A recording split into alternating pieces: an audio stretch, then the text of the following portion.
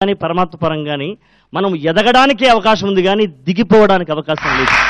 ఆ అవకాశం మీరు బాగా ఉపయోగించుకోవాలని వాళ్ళతో చెప్పారు. Thank you. మంచి పాటతో మమ్మల్ని అందరినీ ఎంతగానో అలరించారు. మరొక్కసారి ధన్యవాదాలు. శ్రీ వెంకటేశ్వర భక్తి ఛానల్ వారు సమర్పిస్తున్న విజయ మిల్క్ ప్రొడక్ట్స్ గీతాంజలి కార్యక్రమంలో పోటీ కార్యక్రమం ముగిసింది. తర్వాత ఘట్టం ఇంకా తీర్పు. ఇది తెలుసుకోబోయే ముందు గీతాంజలి కార్యక్రమంలో విజేతలుగా నిలిచిన వారికి హోమియో కేర్ ఇంటర్నేషనల్ వారు ₹1,00,000 బహుమతిని, తిరుమల తిరుపతి దేవస్థానం వారు గోల్డ్ కాయిన్ ని, అదేవిధంగా మా గీతాంజలి కార్యక్రమం వారు ఒక సర్టిఫికెట్ ని ప్రదానం చేయబోతున్నారు. మరి తర్వాత రాబోయే ఘట్టాన్ని కౌసల్య గారు వివరిస్తారు. శ్రీ వెంకటేశ్వర భక్తి ఛానల్ సమర్పిస్తున్న గీతాంజలి కార్యక్రమం ఫైనల్స్ ఇంతటితో ముగిసింది. హోరాహోరీగా పోరాటం జరిగింది ఇప్పటి వరకు. మీరందరూ చూశారు. రిజల్ట్స్ చెప్పే టైం వచ్చేసింది. అలాగే మన తిరుమల తిరుపతి దేవస్థానం కార్యనిర్వహణాధికారి గౌరవనీయులు రమణాచారి గారిని కూడా వేదిక మీదకి రావాల్సిందిగా సాదరంగా ఆహ్వానిస్తున్నాం. Sir please.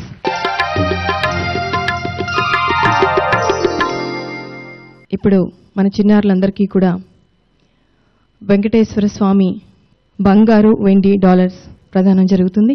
సెమీఫైనలిస్టులందరికీ కూడా $1 మరియు సర్టిఫికెట్ ప్రదానం చేయవలసిందిగా తిరుమల తిరుపతి దేవస్థానం కార్యనిర్వహణాధికారి గౌరవనీయులు రమణాచారి గారిని కోరుకుంటున్నాను.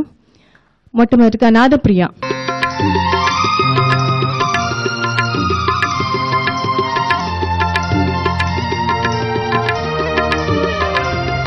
తర్వాత పార్టిసిపెంట్ విశిష్ట,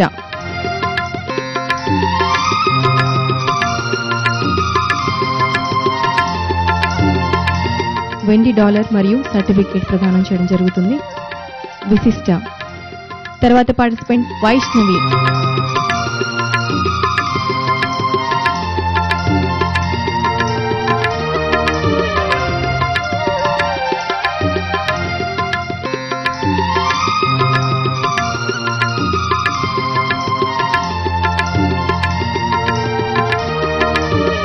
తర్వాత పార్టిసిపెంట్ భారద్వాజ, కార్తిక్ భారద్వాజ,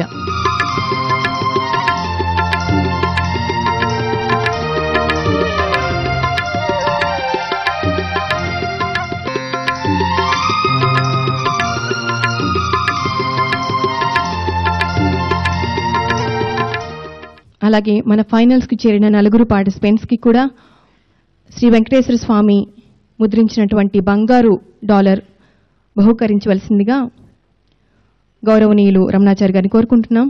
మొదటగా అనూహ్య,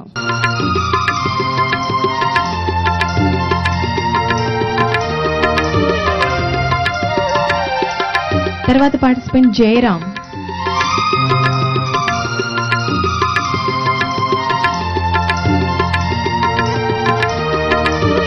తర్వాత పార్టిసిపెంట్ శశికిరణ్,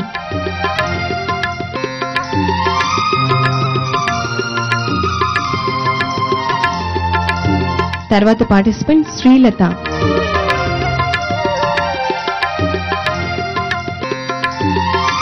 అలాగే రిజల్ట్స్ విషయానికి వస్తే కొంచెం టెన్షన్గా ఉంది. బట్ అందరూ దగ్గరగా వచ్చారని న్యాయ నిర్ణేతలు వ్యక్తం చేశారు అభిప్రాయాన్ని. వాళ్ళు ఇచ్చిన నిర్ణయం ప్రకారం 4వ స్థానంలో నేను ఇందాక పిలిచినట్టుగానే అనూహ్య 4వ స్థానంలో, అలాగే 3వ స్థానంలో చాలా దగ్గరగా పాడారు. కానీ పోటీ అయిన తర్వాత ఒకరు ముందుకు వెళ్తేనే ఒకళ్ళు వెనకాల ఉంటారు కాబట్టి 3వ స్థానంలో జయరాం. మొదటగా జయరాంకి 3rd ప్లేస్ వచ్చినందుకు హోమియో కేర్ ఇంటర్నేషనల్ వారి తరఫున ₹20,000 చెక్ ని ప్రదానం చేయవలసిందిగా కోరుకుంటున్నాం.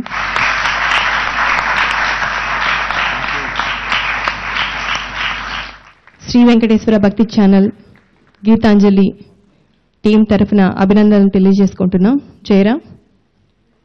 అలాగే 2వ స్థానాన్ని కైవసం చేసుకున్న Shashi Kiran ₹30,000 homeo care international వారి ₹30,000 చెక్ ని ప్రదానం చేయవలసిందిగా గౌరవనీయులు రమణాచారి గారిని కోరుకుంటున్నాం.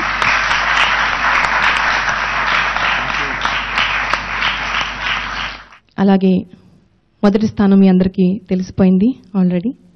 శ్రీలత, కంగ్రాచులేషన్ శ్రీలత.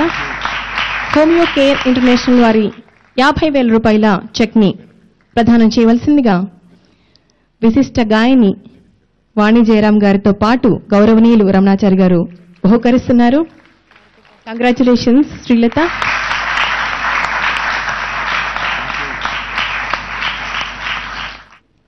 ఇంత కష్టతరమైన న్యాయ నిర్ణేతల నిర్ణయం నిజంగా అద్భుతంగా ఉంది. అలాగే వారిని ఇక్కడికి రావాల్సిందిగా మనస్ఫూర్తిగా ఆహ్వానిస్తున్నాను. సార్ మాధవపెద్ది సురేష్ గారు, రాధాకృష్ణ గారు, సుద్దాల అశోక్ తేజ గారు.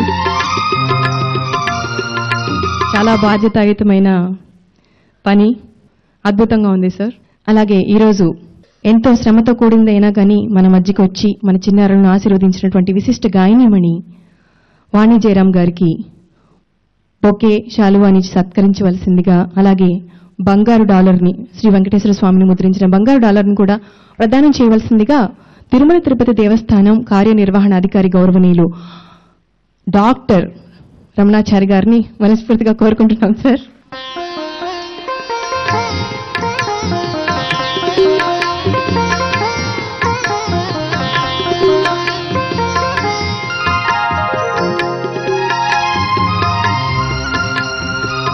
Thank you sir. అలాగే మన తిరుమల తిరుపతి దేవస్థానం కార్యనిర్వహణాధికారి గౌరవనీయులు డాక్టర్ రమణాచారి గారిని సత్కరించవలసిందిగా ఎస్వీబీసీ సిఓఓ గౌరవనీయులు సిజే రెడ్డి గారిని మరియు జిఎం యువిఎస్ఆర్ ఆంజనేయులు గారిని వేదిక మీదకు వచ్చి సత్కరించవలసిందిగా కోరుకుంటున్నాము.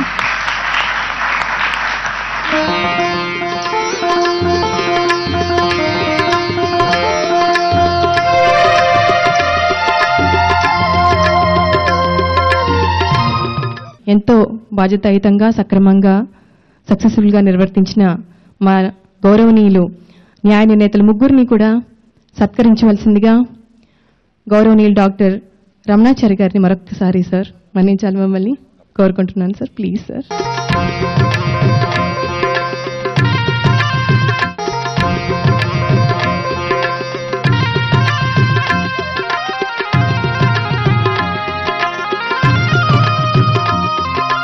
అలాగే సుద్దాల అశోక్ తేజ గారు,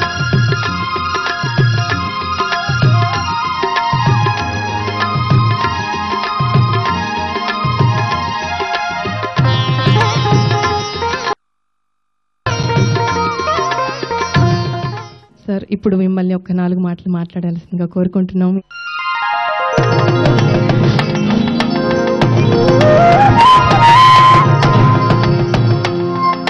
ఈనాటి ఈ వేదిక మీద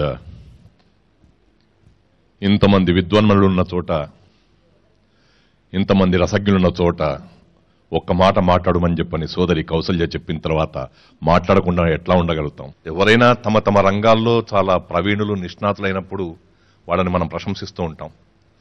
కానీ అంత పెద్ద వయసులో తాను పాట పాడిన తర్వాత తన పాటకు ఎవరైతే వాయిద్య సహకారం అందించారో వారి దగ్గర దాకా వెళ్లి వారికి నమస్కారం చేసిన సంస్కారం ఉందే, ఆ సంస్కారానికి నమస్కారం.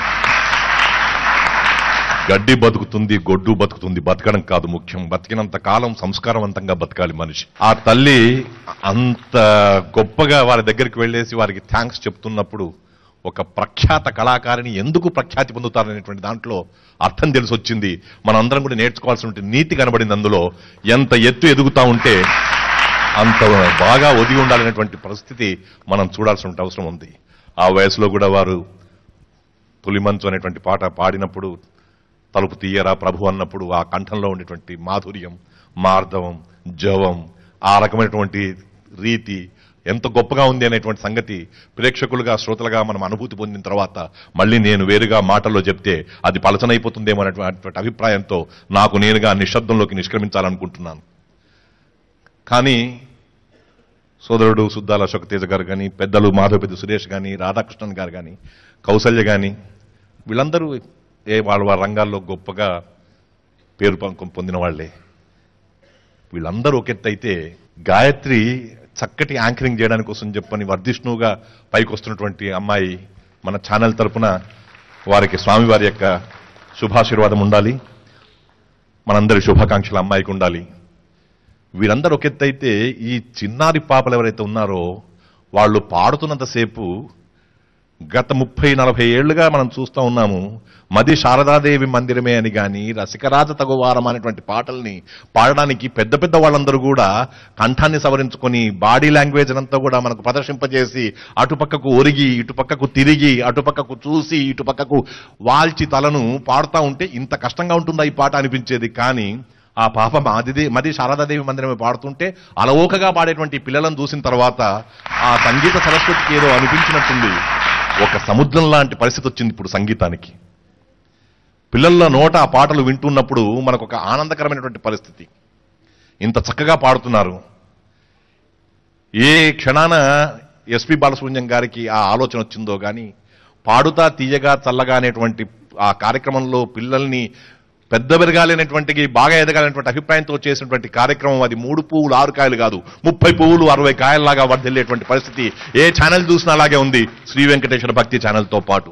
అయితే కొంతమంది బకెటెడ్ నీళ్లలో స్నానం చేస్తారు, కొంతమంది గంగాళపు నీళ్లలో స్నానం చేస్తారు, కొంతమంది కొప్పెరడు నీళ్లలో స్నానం చేస్తారు, కొంతమంది కోనేటి నీళ్లలో స్నానం చేస్తారు, కొంతమంది బావుల్లో డైగొట్టి స్నానం చేస్తారు, కొంతమంది చెరువుల్లో స్నానం చేస్తారు, కొంతమంది నదిలో స్నానం చేస్తారు. కానీ శ్రీ వెంకటేశ్వర భక్తి ఛానల్ చూసిన వాళ్ళు మాత్రం గంగా స్నానం చేసినట్టుగా ఉందనేటువంటి భావం కలుగుతుందని నా దృష్టికి తీసుకొచ్చినప్పుడు, ఏ స్నానమైనా సరే గంగా స్నానాన్ని మించినటువంటిది లేదనేటువంటి భారతీయ సంస్కృతికి నమస్కారం పెట్టాల్సినటువంటి పరిస్థితి ఇవాళ ఈ పిల్లలందరూ కూడా పాటలు పాడినటువంటి తీరు చూసిన తర్వాత ఆ శ్రీ వెంకటేశ్వర స్వామి వారి యొక్క ప్రసాదాన్ని పొందినటువంటి ఈ పిల్లలకు నిండుగా స్వామివారి యొక్క అనుగ్రహం ఉండాలని, వారి జీవితాల్లో వారి కుటుంబాల్లో ప్రశాంతత, వారి జీవితాల్లో వెలుగు నిండుగా ఉండాలని చెప్పి మరొకసారి కోరుకుంటూ, శ్రీ వెంకటేశ్వర భక్తి ఛానల్ వారి గీతాంజలి కార్యక్రమానికి సహకరించినందుకు ప్రేక్షకుల దేవుళ్ళందరికీ కూడా